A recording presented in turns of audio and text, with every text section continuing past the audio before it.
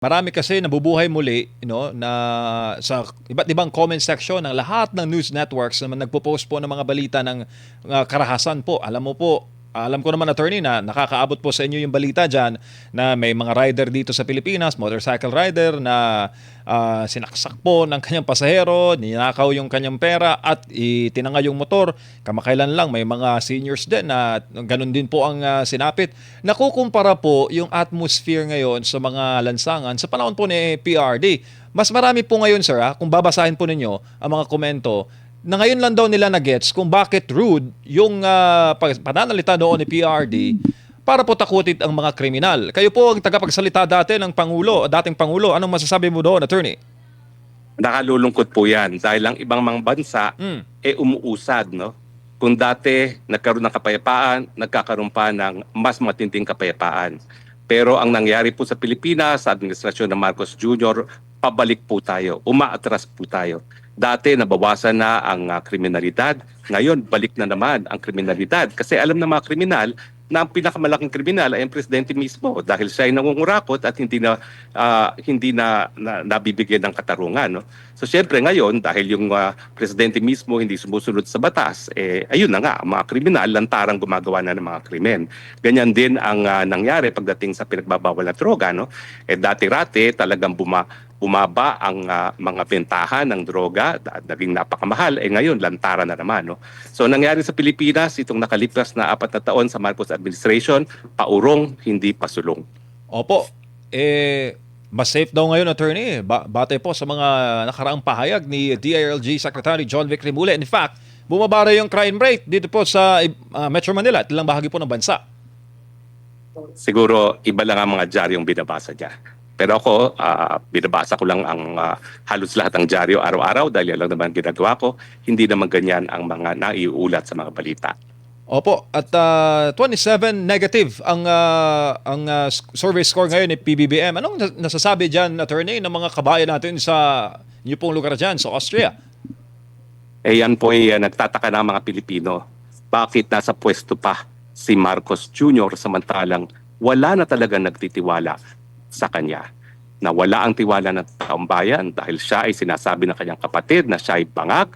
Siya ay sinasabi ni Zaldico na utak sa flood scam at syempre alam natin na hindi niya nabigyan ng solusyon ang problema na walang tigil na pagtaas na presyo ng bilihin at kagutuman sa ating bayan. Opo, attorney, last na lang. Kamusta na po ang mga paghahanda kay sa nalalapit po na trial sa November ni FPRD? Ano po nakararating sa inyo, sir, na mga balita kaugnay po sa kanyang defense at sa mga updates sa kalusugan po ng dating Pangulo? Nakikita ko naman na halos araw-araw kasama ni Tatay Digo ang kanyang mga abogado, kaya natutuwa naman ako dahil walang pagkakataon na malungkot ngayon si Tatay Digong dahil handang-handa rin sila, no? Busy-busy rin sila sa paghahanda dahil darating na ang deadline na kinakailangan isaad nila sa hukuman ang lahat ng kanilang magiging testigo rin. So anyway, busy-busy sila. And ako naman, nagagalak ako dyan dahil syempre pag busy si Tatay Digong, nababawasan ang kalungkutan. Nakalimutan ko. Ihabol ko na lang, attorney. ICC, all out na po ang US government. At mukhang damay, attorney, yung mga sumusuporta daw dito po sa International Criminal Court. Anong masasabi mo dyan? Mukhang malapit ngayon sa administration sir. Well, tingin ko matapang si Marcos Jr. dahil alam niya na mas kailangan ng mga Amerikanong Pilipinas dahil kinakailangan nilang gamitin ng ating teritoryo bilang base militar, no, laban sa China kung magkakaroon ng putukan sa China. Ang sugal ni Marcos Jr. Patuloy na lalala ang relasyon ng Amerika at ng China. Pero nakikita natin mukhang nagkakaigi ang China at ang Amerika at dahil nagkakaigi yan, huwag niyang isipin na ganyan pa rin kaimportante ang Pilipinas. Dating ang puto, kinakailangan sundin niya yung ninanais ng Amerika na talagang itigil ang kahit anong kooperasyon sa ICC para mabuwag na ang hukuman na yan. Ano pong assessment ninyo? Iniurong yung mga witness ng prosecution. Ito ba sign na matibay ang kanilang kaso laban sa Vice Presidente, attorney? Alam mo, ako'y nababahala. Kasi bilang isang abogado, wala pa silang napapatunayan kung hindi nag-imbestiga ang NBI. Hindi pa nila napapatunayan na yung video na kanilang isinave sa isang flash disk is a true and accurate depiction kung ano nga nangyari doon sa press briefing na yon, no? Ibig sabihin, hindi pa siya na-authenticate. Hindi pa siya po pwedeng gamitin bilang ebidensya dahil wala pa authentication sang-ayon sa electronic evidence rule natin dyan sa Pilipinas. No? So kaya ako nababahala, bakit kaya kampante sila na pinal na testigo nila itong si NBI Director Matibag, samantalang ni hindi man lang nila na-authenticate pa yung video. Kasi nakasaad sa ating electronic evidence rule kung paano ma-authenticate yan para matanggap na isang hukuman, no? Sa pamamagitan ng testimonya ng nag-record, sa pamamagitan ng testimonya ng isang kasapi dun sa video, o di naman kaya yung intermediary mismo, si Facebook. No? Hindi pa nangyayari yun. So kaya ako nababahala, hindi nila alam kung paano mag-authenticate. I'm sure alam nila yan. Pero bakit ayaw nilang i-authenticate? Para bagang kampante sila na kahit anong kakulangan nila, mananaig ang mga prosecutors at makukonvict itong si Inday Sara Duterte. Yan po talaga ang dahilan kung bakit ako nababahala. Hindi sa nakukulangan dahil alam ng lahat ng abogado kung ano ang proseso para ma-authenticate ang isang video na hindi nila ginawa. Ibig sabihin, dahil hindi authenticated, hindi po pwedeng tanggapin yung video na yan. No? Siguro umaasa sila na gagamitin rin yan ni Inday Sara Duterte kaya magiging admitted. No? Pero paano kung hindi? At hindi ko naman alam kung inadmit din yan ni VP Sara. So yan po ang aking assessment. No? Imposible hindi nila alam kung paano i-authenticate ang video dahil hindi nila ginawa at sinabi nila na hindi nila gagawin. Nababahala ako na para bagang kampante sila na kahit ano pa mangyari sa presentasyon ng ebidensya ng prosekusyon, mapapatunayan nila ang pagkakasala di umano ni Inday Sara Duterte. So kung susumahin pala, attorney, kung pagbabasihan po ang mga ang rules of court, yung 2 linggo na pagdinig walang kwenta kasi wala pang napapatunayan o wala pong wala pang naisusulong na matinong kaso itong prosecution. Tama po, ang napruebahan lang nila yung mga hakbang na ginawa ng mga investigador, no? Para imbestigahan nga itong di umanong krimen ng grave threats at saka incitement to sedition. Pero beyond that, wala pa silang napapatunayan. Hindi pa nga nila na-authenticate yung video. Siguro nakukonfuse ang taong bayan doon sa authentication na kung merong AI o authentication para matanggap ang isang dokumento sa isang hukuman. Hindi pa nila nagagawa yung authentication man lang para matanggap yung video into evidence. Kaya nagtataka ako bakit titigil na nila yung presentation ng kanilang ebidensya. Pero sir, dun sa grave threats na Article 4, sabi po ng ibang mga abogado, marahil ito raw po ang inuna ng prosecution na i-brought up kasi nga meron silang video na may papakita to besmirch the reputation of the Vice President. Ang intent po ba, sir, sa korte ay easy lang po bang patunayan? Well, alam mo, yan yung merito, no? Pero ang punto ko nga, sa ngayon, hindi pa nila na-authenticate yung video, so hindi nila magagamit yung video bilang ebidensya. Yun ang aking punto, kaya ako nababahala. Bakit kampante-kampante mga prosecution na mapapasok sa ebidensya yung video na yan na walang tamang authentication? Bago pa natin pag-usapan yung merito, kung meron talagang mens rea o intent talaga na ituloy yung banta sa buhay ng presidente, kinakailangan munang matanggap sa ebidensya yung video na yan. Sa ngayon, hindi authenticated dahil malinaw na malinaw. Meron tayong special rules ngayon, electronic evidence law rule na dapat ay sinusunod ng prosecution. So para po sa inyo, sir, paano ba dapat nila in-authenticate yung video na ilang araw pong pinag-usapan dyan po sa impeachment court? I think yan yung dahilan kaya nga nila tatawagin si Attorney Laika Lopez. Para si Laika Lopez ang magsasabi na yung content ng video ay siya ngang nangyari nung gabing yon, no? Kasi that's how you authenticate it according to the rules, no? O di naman kaya siguro yung ilan sa mga mamamahayag na in-interview nila, sabi nila may mga 5 silang mga mamamahayag na interview, dapat ipresenta rin yung kanilang testimonya para sabihin na yung video na yan na sinave nung investigador ay tamang depiction ng nangyari nung gabing yon. So that explains well, kaya nga si Director Matibag yung parang kanilang gagawing huling baraha sa issue po ng grave threats, attorney. Hindi rin po pwede si Matibag kasi nga wala naman si Matibag nung press briefing na yon. Ang authentication magagawa lamang kung sino yung nag-record o kung sino yung kasapi doon sa press briefing na yon. So kapag hindi sila nagpresenta ng ganyang ebidensya, wala sila authentication, hindi po pwedeng matanggap yung video. Ang tatanggapin lang yung investigasyon na ginawa ng mga investigador kasama ng video bilang bahagi lamang ng investigasyon, pero hindi tatanggapin na ebidensya dahil yan nga ay pawang nagpapakita kung ano nangyari nung gabing yon. So yung grave threats na Article 4 sablay na reklamo, attorney, para po sa inyo. Well, sablay kasi yung ebidensya kinaasahan nila hindi naman na po pwedeng tanggapin pa sa hukuman na walang authentication. Sir, ito pong susunod na tatalakay nila yung pagsabi na po ng tax records at ng bank records at ng AMLAC records ni VP Sara Duterte. Sa inyo po ba ito po yung magandang hakbang lalo po sa lahat ng mga Pilipino na nagbabangko rin po, no? Kagaya po ni VP, mayroon po mga bank accounts. Well, malinaw na malinaw, no, na unang-una, lahat ng ebidensya ay dapat relevant at material. Dapat may kinalaman sa paratang.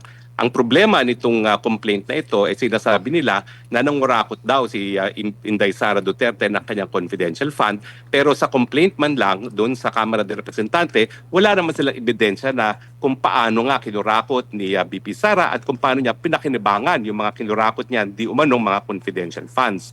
So sa akin, itong mga bank records at kung ano-anong records pa na kanilang sinusupina, talagang walang pinapatunayan dahil in the first place, wala naman silang ebidensya na sinabi na basihan sa kanilang conclusion na may naganap na pangungurakot si BP Sara. No? Kaya ang sinasabi nga ng depensa, ito ay fishing expedition at ako'y nasumasang-ayon dyan.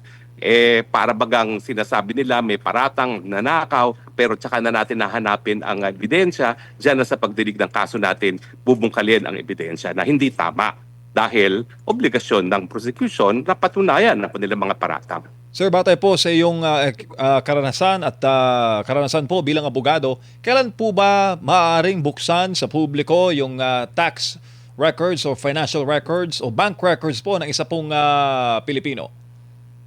Well, kinakailangan talaga i-differentiate natin. Ang bank records, kinakailangan talaga yan ng court order. Pero hindi po pwede yung hinihingi nila na lahat ng records for the past 20 years. Dahil that obviously means hindi nila alam kung ano yung magpapatunay sa kanilang mga paratang. Kung talagang sila may mga ebidensya, dapat alam na nila kung ano yung specific na mga dokumento na hihingin nila at dapat limitahan nila yung kanilang hinihinging dokumento dun sa mga ebidensyang yan. Meron kasi tayong karapatan sa Bill of Rights of the right of the people to be secure in their papers, no? At kung hahayaan na carte blanche o lahatan na lang nilang kukunin para maghanap pa lang na ebidensya, yan ay paglabag dun sa karapatan ng mga mamamayan to be secure in their papers, no? So yan ang unang-unang barrier para sa prosecution. Anong relevance? Dahil kung kukunin mo yung records ng 20 years, obviously hindi mo alam kung ano doon ang relevant. At dahil hindi mo alam kung anong relevant, dapat galangin yung karapatan ng mamamayan to privacy at saka yung constitutional right to be secure in their papers, no? Now, pagdating naman dun sa mga tax records, malinaw na malinaw yan, no? At aminado naman ang prosekusyon. Kinakailangan ang pagsang-ayon ng presidente mismo at hindi lamang hukuman dahil hindi sapat na merong court order para isa-publiko yung mga tax records na yan. Mas confidential pa na tinuturing yung mga tax records na yan at kinakailangan pa ng pagpayag ng presidente. Ang rational, no, o dahilan kung bakit ganyan ka-confidential ang tax records para maingganyo ang mga taxpayers na magbayad ng tamang buwis. Dahil kapag naman nalalaman nila na pwede palang isiwalat ng napakadaling paraan ang kanilang mga buwis na binabayad at mga tatakot, lalong-lalo na siguro yung mga mayayaman, yung mga Chinong mga mayayaman na magbayad ng tamang buwis. So, kaya ganun katindi yung confidentiality ng tax records. No? Dahil kapag hindi kumpiyansa ang taong bayan na hindi yan pwedeng mabuksan ng kahit sino lamang, talagang wala na magbabayad ng tamang buwis. Paano naman, sir, kung pabubuksan mismo ng may pagpayag ang Pangulo ng Pilipinas sa pabuksan po yung tax records, paano po natin ibabanggayan sa separation of powers po ng Senado, ng Executive at ng Legislative? Well, una-una, no, wala tayong magagawa dahil yan nasabi ng batas. Hindi po pwede isa publiko na walang pagpayag ng presidente mismo. Pangalawa, syempre, yung pagpayag ng presidente, miski payagan ng presidente yan, dapat may karapatan pa rin si Inday Sara na malaman ano pa talaga yung hinahanap ninyo. Kasi sa ngayon, ang hinihingi nila ay 20 years pa rin, no? Na wala namang basehan dyan dahil wag natin kakalimutan, siya ay pinapatanggal sa pwesto ng Vice President lamang. No? So ang relevant lang talaga na period ay mga panahon na siya ay Vice President. Ang teorya nila siguro is nang rakot si Inday Sara dahil kinurakot niya mga confidential funds niya, so dineposito niya yan sa bangko at nagbayad ng buwis, no? Pero sa aking tingin, lalong-lalo na yung mga tax records, wala naman siguro magnanakaw na magbabayad ng buwis doon sa halagang ninakaw niya, no? So talagang sa akin, malabo na magiging material at relevant yung mga tax records na yan. Po, kaugnay pa rin po sa impeachment. Sir, paano po ninyo i-reconcile ito pong mga survey results ni VP Sara, pero ay naakusahan po siya ng betrayal of public trust? Ngayon siya po ang number one sa mga survey at ang nagpapaimbestiga po sa kanya, hindi naman po gaano kataas. Hindi nga, wala nga sa survey. Ano tingin mo doon, attorney? Yan ay nagpapatunay na lahat ng mga paratang ay nanggagaling sa mga tao na hindi pinagkakatiwalaan ng taong bayan. Samantalang itong tao na di umano'y gumawa ng mga bagay-bagay na nagtaksil sa kanilang kayamanan ay ang siyang pinaniniwalaan ng taong bayan. Opo, sir, lipat lang ako ng ibang topic pero may kaugnayan pa rin po sa impeachment. Nag-react ang Senate Impeachment Court, yung Senator Judges, kaugnay po sa naging pahayag ni Director Matibag. Kayo po ang presidential spokesman ng Duterte government noong pong SEA Games. Anong masasabi mo dito, sir? Ito ba'y coincidentally lang daw na naimbestigahan o tingin po ninyo kaduda-duda po ang timing ng pagbuhay muli sa issue po ng 2019 SEA Games? 2026 po ngayon, Attorney Harry. Sinasaayunan ko yung paninindigan ni Alan Peter Cayetano na ito talaga ay investigasyon na nananakot sa mga impeachment senator judges na kinakailangan sumunod sa kagustuhan ng executive department o ng presidente. Dahil unang-una, no, talaga nagkaroon na naman ng investigasyon dyan, nagkaroon na ng desisyon na walang kababalaghan, no, sa parte ni Vince Dizon. Ang nakakatawa ngayon, ang sinasabi ng spokesperson ng palasyo ay ang na-clear lang sa pananagutan si Vince Dizon. Si Vince Dizon yung hepe ng opisina, nagpatupad niyan. So bakit naman magkakaroon ng pananagutan si Alan Peter Cayetano na hindi man lang siya opisyalis ng gobyerno, yung ahensya ng gobyerno na nagpatupad ng SEA Games? Siya naman ay chairperson lamang ng parang steering committee, no? At ang line agency talaga na nagpatupad niyan ay BCDA dahil yan ay nasa Clark, no? So sa akin talagang tama si Alan Peter Cayetano. Ang intensyon ay takutin ang mga mahistradong mga senador na magkaroon ng desisyon na sang-ayon sa gusto ng palasyo. Kung malakas naman po ang impeachment case, bakit po hahantong po sa takutan as per assessment po ninyo, Attorney Harry? Well, gaya na aking sinasabi, ampaw nga yung sinasabi nilang pinakamalakas na ground for impeachment, no, yung pagbabanta sa buhay ni presidente, no. So makikita natin na kung yan na ang pinakamalakas nilang ground, lalo nang mas ampaw pa yung iba pa nilang mga grounds. Opo, lalo pa, attorney, na sinasabi po ni Attorney Alan Peter Cayetano na talagang binabawasan ho sila. Anong tingin mo dun, sir? Pares po ba kayo ng assessment? Binabawasan po ang bilang para po babaan ng threshold 16, maging 13 na lang para i-convict ang isa pong nasa impeachment court na kaso? Well, una-una talagang gagawin nilang lahat para takutin ng mga senador na bumoto sa kanila. Kung sa panahon ng impeachment ni Corona, di umano ang pamimigay ng DAP, no, Disbursement Acceleration Program, ay ang ginawa nilang pamamaraan para makuha ang boto ng mga senador. Ngayon, kinukuha nila ang boto ng senador sa pamamagitan ng pananakot. Unang-una si Bato, sumunod si Jinggoy, sumunod si Marcoleta, sinusunod si Alan Peter Cayetano at hindi ako magtataka kung meron pang ibang mga senador ngayon nakakasuhan habang nagpapatuloy ang presentasyon ng ebidensya. Kaya nga, unang-una ko sinabi sa iyo, nababahala ako na para bagang kampante ang prosecution na kahit ano pang klaseng ebidensya ipakita nila, kahit ganong kakulang ito para mapatunayan ang nais nilang patunayan, kampante pa rin sila na magkakaroon ng desisyon na guilty si Inday Sara Duterte.